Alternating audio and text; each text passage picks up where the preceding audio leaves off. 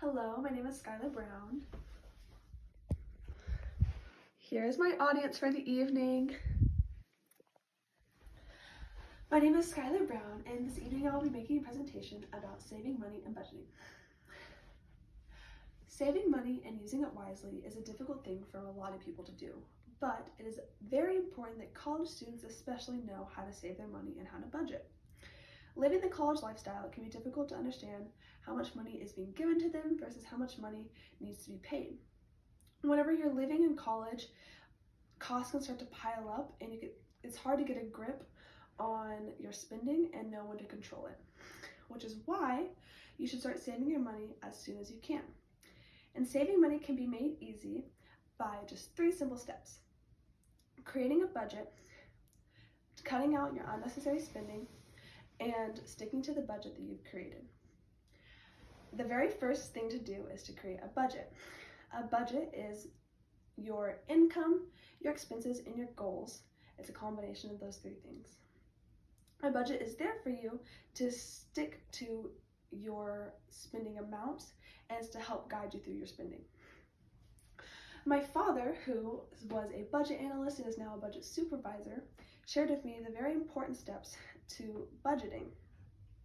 He's been working with budgets and money for a majority of his life, and he was giving me a lot of insight about budgeting and these things. And he says that the very first thing you should ask yourself is, what are you saving money for? And I thought that was a very great thing to do, because I think a lot of people have ideas about saving money, but it can be hard to understand what it's there for. So I think that asking yourself, well, what are you saving money for, is a very good step. So once you've outlined what you're saving money for, that could be, for a new car, a fun summer trip, or maybe just out of basic necessity, which is probably what a lot of college students need to be saving money for to begin with. But once you've outlined this, you can move on to the next step, which is saving 10% of your earnings. That means that you need to save 10% of every single check that you receive. That could be from your job, for your birthday, anything like that. Save 10% of it.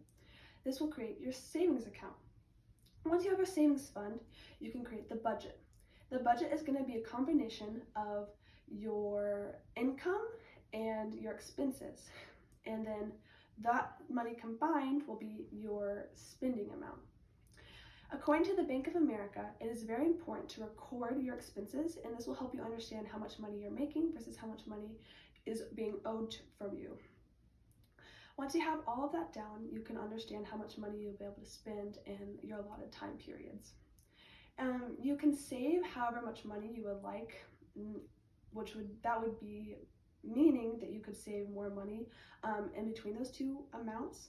But it's very important that you never spend more money than was given to you. That leads us to our next step, which is cutting out unnecessary spending. That will alleviate overspending altogether. It is very important that whenever you're cutting out your unnecessary spending, you're understanding what is unnecessary or unessential to you.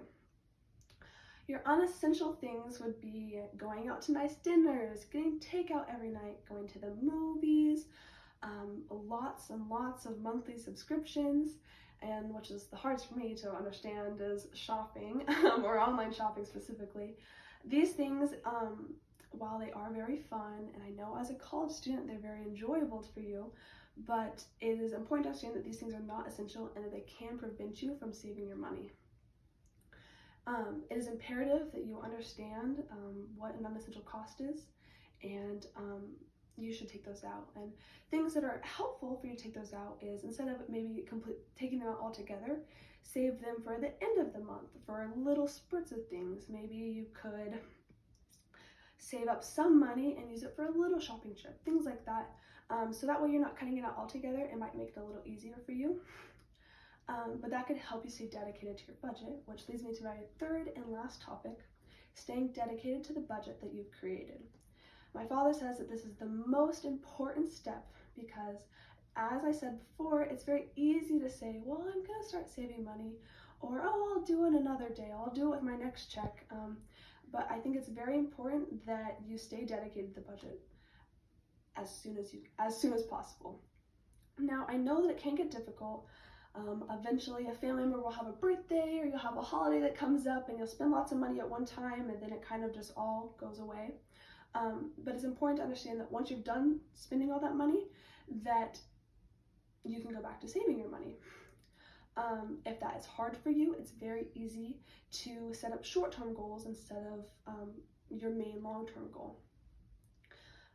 I know that sometimes it can get lost, but it's very important that you stick to some goals. So by setting a short-term goal, it can make it easier to making it to your long-term goal. So in conclusion, creating a budget, cutting out your unnecessary spending, and staying dedicated to the budget you've created are all ways for you to save money and spend it wisely. So thank you very much. Here is my audience. Thank you.